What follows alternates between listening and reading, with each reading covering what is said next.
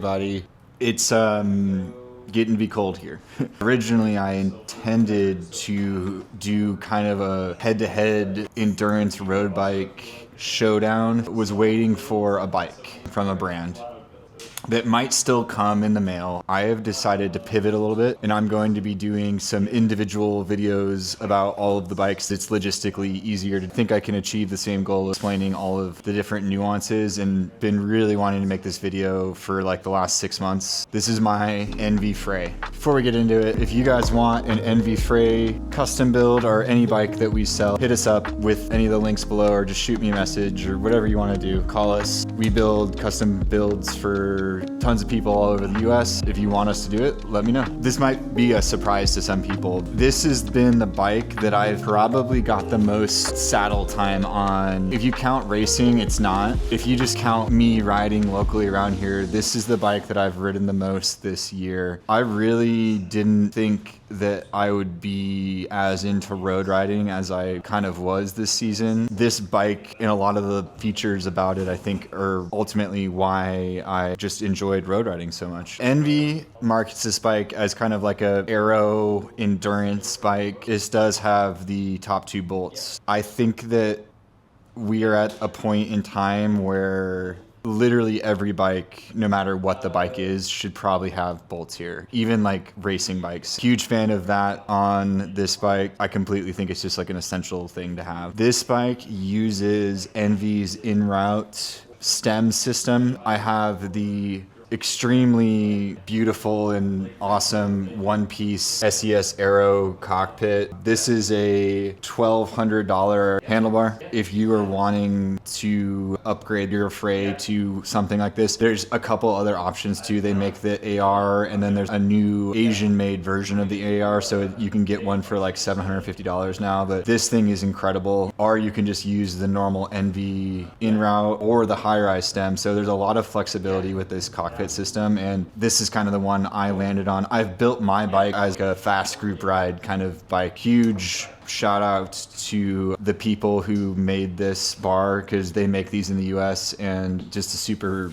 awesome piece of bike equipment. The flexibility of this in-route system is just growing. There's more and more options that you can use with it. I think it's probably the best integrated stem system out there right now. Did you know they came out with a new bar today? I was just plugging it. Yeah. Oh, okay. Yeah. It has little dimples right here, and it looks cool. It's the same as the AR one. It's Yeah. just Asian made, so it's cheaper. Did you see the sparkles in that one? No. Okay, I'll go get it so we can show off the sparkles. Sparkles? They put glitter in it. When you look really close, there's like a shimmery. Oh, yeah. Yeah, they glitter it. You can put this bar on the bike, or if you want, vice versa. So there's a lot of options with these in-route bars, and I'm a huge fan of the one piece, and I'm super excited that you can get one that's not over $1,000 now. They need to make them narrower. Have Only a- for weird people like me. They have the 38 or 37. You I can get a know. 37 is the narrowest. That's too big. I'm actually been running a 41. What do you think about that? Dang. Does it hurt? I mean, it's weird, but I got used to it. Yeah.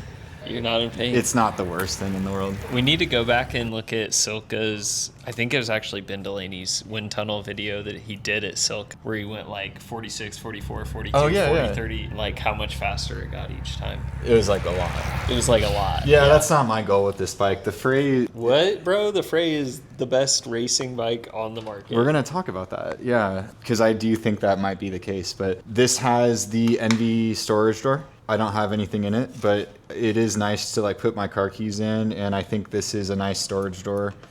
It's matched. Is paint matched, which I think is essential. Then you can't tell that there's a storage door there for the people that don't like storage doors. It's just there. Proprietary Aero seat post, the same as the Melee. And I think that's the right choice on this bike to have an Aero seat post, because it is an aero bike, even though it's not like the most aero bike. Like they do, it's not aero, if that makes sense. Does it matter? I don't know. I felt like it was faster than a lot of bikes. We're going to get into why I think it's faster than a lot of bikes. Lastly, in terms of features, this has the correct derailleur hanger. And I personally believe that Explorer is the best group set for road biking that's ever existed. And obviously we sell a lot of Explorer group sets on road bikes nowadays, so I think people are starting to catch on to that. I think there's a lot of people that would disagree, and that's okay. They have a right to run 2x, but the future is this stuff. This is so much better. It's so much better. It's so much better. There's no reason to have a front derailleur on your bike anymore. I mean, maybe like for mountain stages in the Tour de France, you need 2x. Even those guys are running 1xs in the mountain stages, though. That is true. Yeah, that's like even the one place that they would need 2x, some people are choosing to run 1x. Some people so I'm just saying 2x is dead. I think it's dead, and it's going to continue to become less and less of a thing over the next like few years. You wanted to run a front derailleur, but I really wish. I think Enve will actually make this change just by us saying it in this video. Put little bolts here instead of rivets so we could take it off. I actually asked Smallman over at Enve if you can take this off. Yeah, if you drill the rivets. And I almost did. I still might. That is one of the only things that I dislike about this bike. It's actually the only flaw that I can think of is that you can't remove that. Easily. If I remove it, I don't think I could reinstall it. So it would be like a permanent. Dude, they have rivet guns at like Harbor Freight for like $1. Put it on in a second. I think if they just did the same as what the MOG has with the 2 bolts, it would have been better. Yeah, they just need to make it removable, which I think they probably will. I think they will. I don't think they're going to redesign this bike for like at least another 2 or 3 years, but like... I don't think it's a full redesign. I think they could just do it. Oh, okay. Maybe. I don't know. We'll see. I don't know how they function like that. Me neither. We're going to talk about tire clearance next. We got unreleased tires, but these are coming out soon. I've been working really hard to get these for y'all. These are the Corsa Pro controls in 42.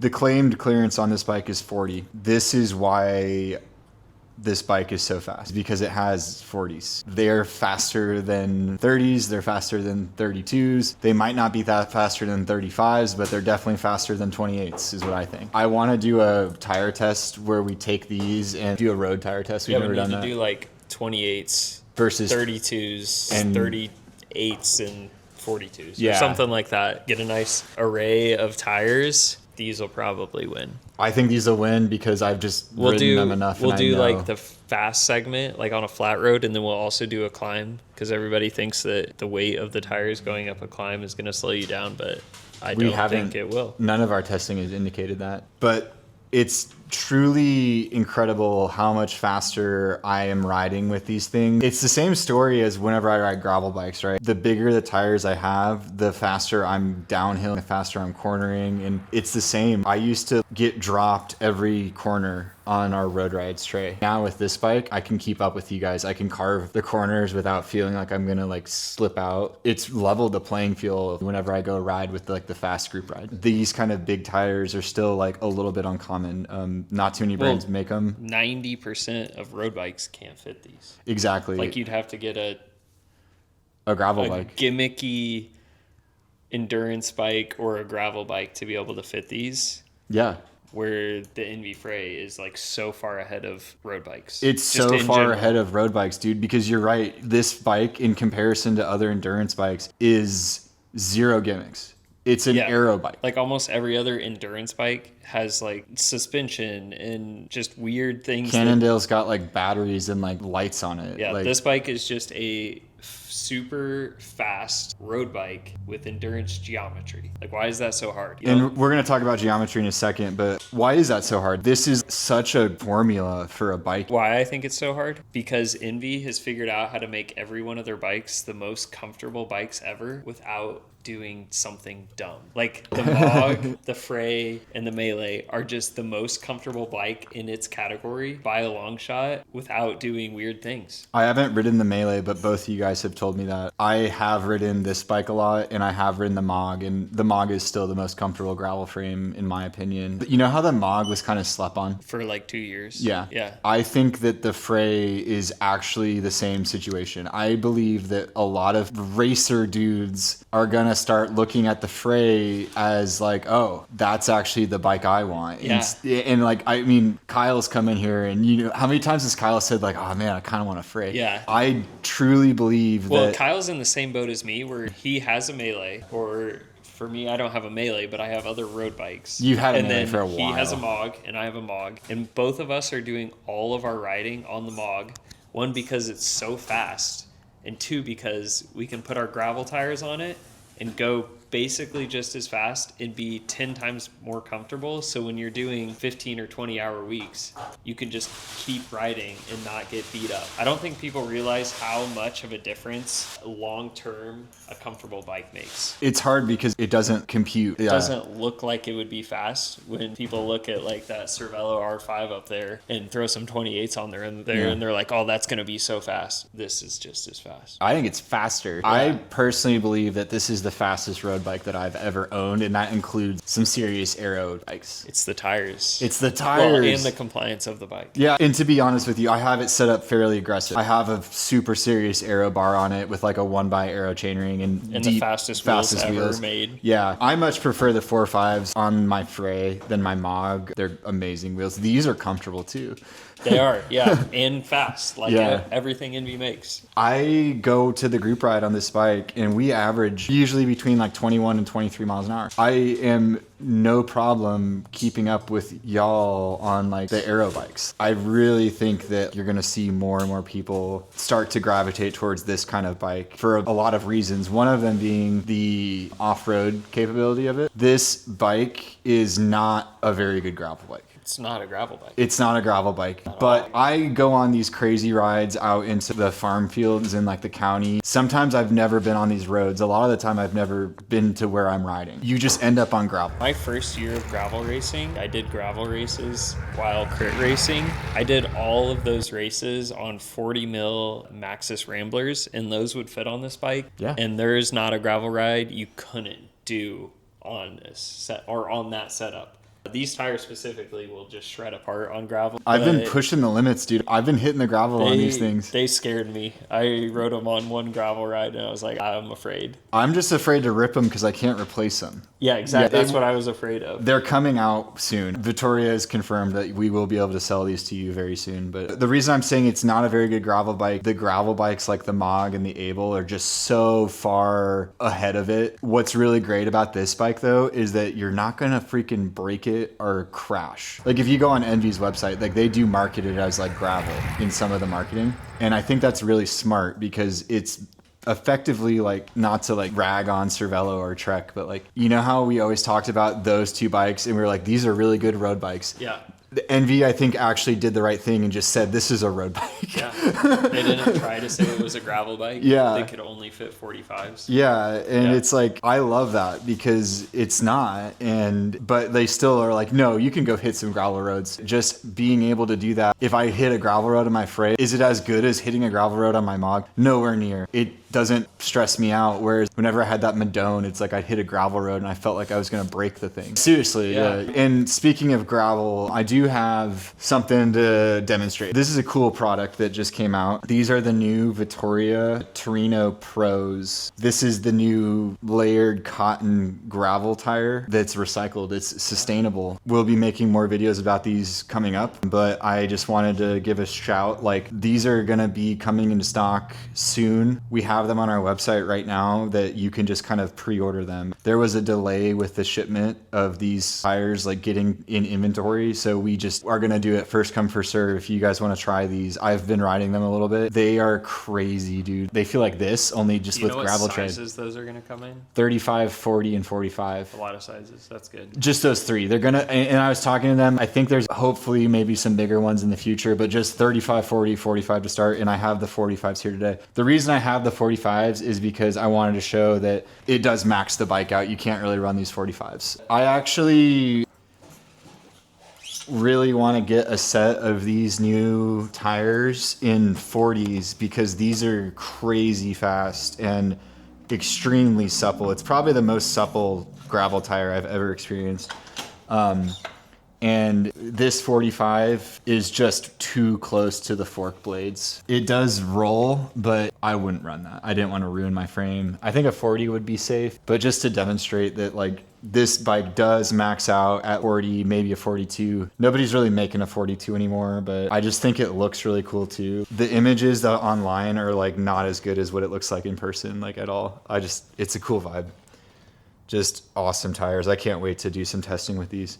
The 45 does fit the back comfortably, but just not in the front for some reason. Geometry. You can probably tell I have a fairly long stem on this. This is a 130 stem. The Frey is in a size 56, has a 590 stack or something. It's very, very tall, extremely tall. And it's kind of the same thing as the Mog. The bikes are a little bit taller than the other bikes maybe in the same category. It's an endurance bike. So, I mean, that makes sense. I think that most people are gonna want to actually run it with that taller stack, at least in my experience talking and selling these bikes to customers. It kind of goes back to the flexibility on offer with the in-route system. So I sized down. This bike has a 573 stack and a 383 reach on a size 54. It's a race fit for me in this situation. I mean, same with my Mog. I sized down both my Enve bikes, and I love the fit on this thing. I know it's like a little extreme in the front end, but like it's a road bike, so having a 130 stem isn't necessarily the end of the world in my view. The way I'd view it is like you can, just like the Mog, you can set this bike up to suit any fit that you need. They sell an offset seat post, and it's kind of good to go. If you're in the market for one of these, like I can definitely figure out the best size that would work for you. Awesome geometry. This bike is obviously not a weight weenie bike. Still a really nice weight, but I think that this is definitely maybe the big knock against doing a bike like this, other than that personally have never cared about the weight, but I think it's like 17 pounds, right, Chase? Or is it 18? 17.9, so yeah, you're like Yeah, it's 18. like right around 18. That's like fully loaded with like pedals and the power meter. But yeah, it's not the lightest bike out there. I really haven't noticed the weight being an issue. I think you could build it to be lighter if you put like different wheels on it maybe. You have to mention you have 42 mil tires. Those aren't light.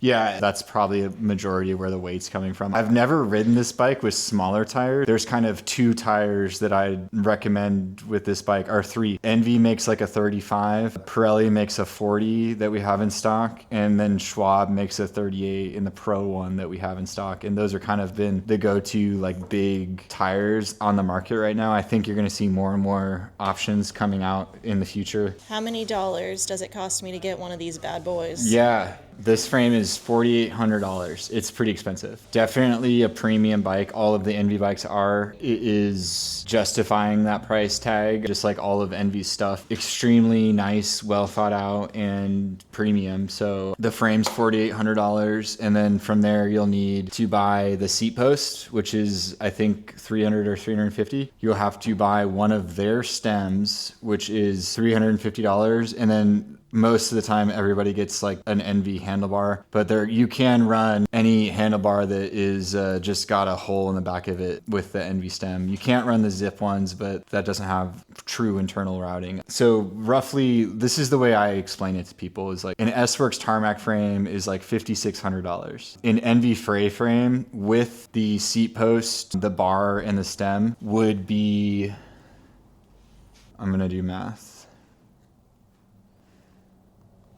$5,850 for the basically like frame, seat post, stem, and the handlebar. Hard to kind of quantify, right? So the tarmac frame comes with a seat post, but it does not come with the stem and the handlebar. If you were gonna do a SL8, $5,600, you have to add the Rapide cockpit on top of that, which is like $750 or something like that, which brings the total of that bike well above the Frey. That's kind of where the math gets a little like tricky. Like you can get an SL8 frame that's cheaper. If we're talking equivalent like S-Works to like an Enve, another brand, it is actually cheaper than getting an S-Works tarmac with a Rapide cockpit. Do I think that's still expensive? Yes. Do I think that it's competitive in the market? Yeah, I do. I don't think it's out of line by any means compared to competitors of this bike. So front derailleur, Hainer. Was the only thing I dislike about this bike. That's pretty dang good. The Enve Mod came out. It was kind of this bike that everyone was like, oh, that's weird. Enve's making a gravel bike. It took like a year or 2 years, and then all of a sudden it became one of the most popular gravel bikes. I truly believe the Frey is going to have a similar thing happen to it. I think that the Frey is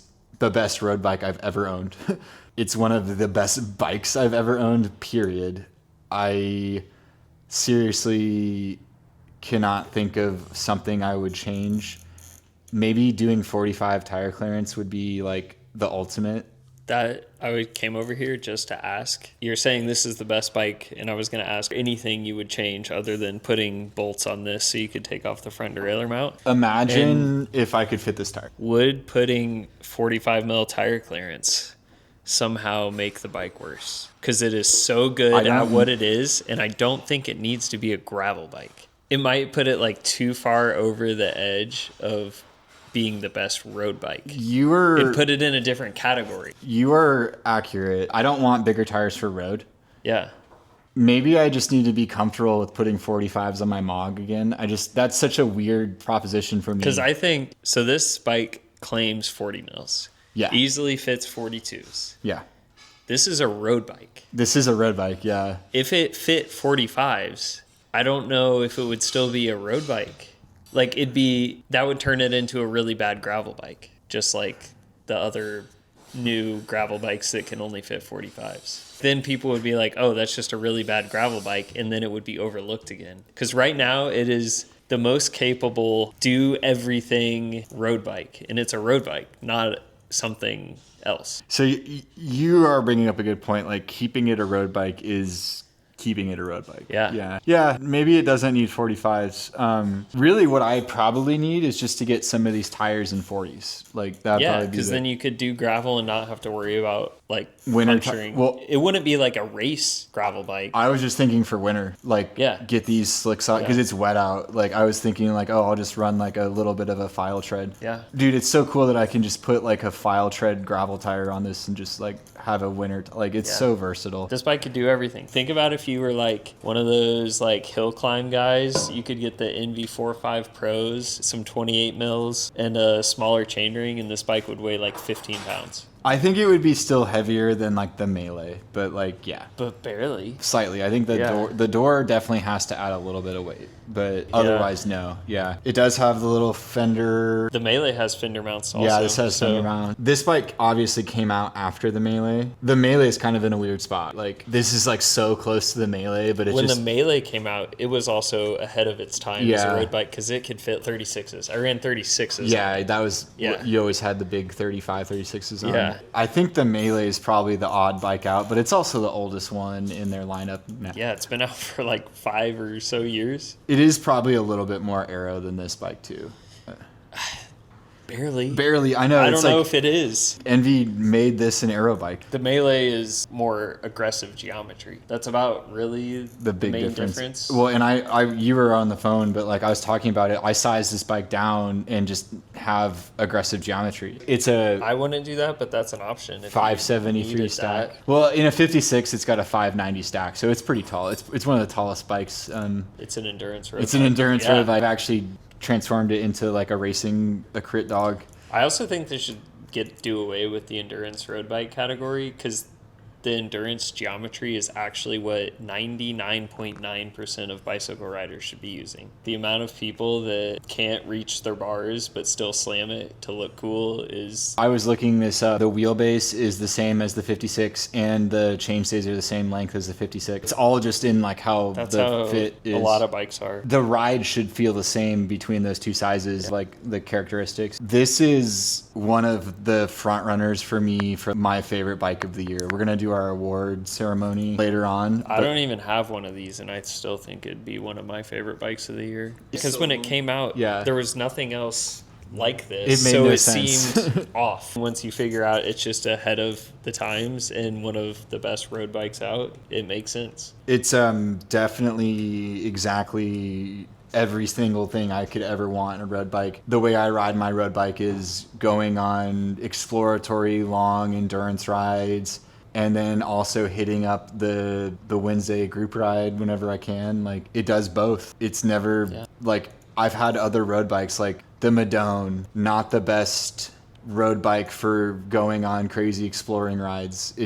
It's really was more of like a race bike. I mean, this bike is, I'm actually riding faster on this bike than I was on the Madone. I don't think that if you, in a straight line, I bet the Madone would beat it, but like me But would riding it? it, I beat the, I don't know if it would. We're going to do some testing. We're going to figure that out. Yeah. That's going to happen. If we get a really nice day out, we'll do some head-to-heads, but the Frey, little bit under the radar. I hope this video helps y'all bring it out from under the radar, because it's one of my favorite bikes I've ever owned. Like, You know what? period. When it comes to this bike, there's an idea that's in a lot of people's heads that I don't know how we're gonna change, but the idea needs to change. That people think the second the tire width that can fit in a bike automatically makes the bike slower. Yeah, it's like, Which on paper, it's like, oh, that has 40 tire clearance. There's no way that's a fast bike. People are like, a road bike with 40 mil tire clearance, that must be slow. No And way. last year it was like a road bike with 35 mil tire clearance, that must be slow. What does the width of the tire that can fit in a bike change about the speed that the bike can go?